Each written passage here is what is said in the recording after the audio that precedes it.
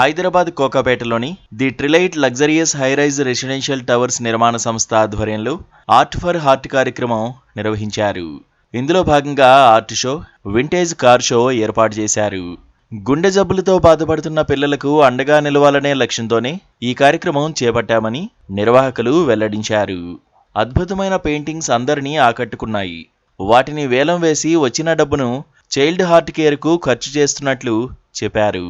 ఇక మాల్డా ఆర్ట్స్ వారు ప్రఖ్యాత కళాకారులు గీసిన కళాత్మక చిత్రాలను దక్కించుకునేందుకు కొనుగోలుదారులు పోటీపడ్డారు.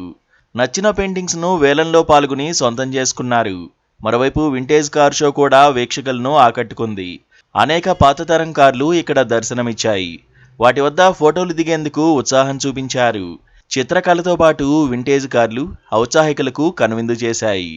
ఇలాంటి కార్యక్రమాలు హైదరాబాద్ బ్రాండ్ ఇమేజ్ను పెంచుతాయని ఈ ప్రోగ్రాంకు హాజరైన ఐటీ శాఖ ముఖ్య కార్యదర్శి జయేష్ రంజన్ అన్నారు.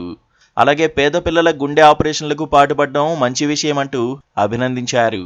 ఇలాంటి కార్యక్రమాలను మరిన్ని ఏర్పాటు చేయాలని కోరుకుంటున్నానని పేర్కొన్నారు జయేష్ రంజన్.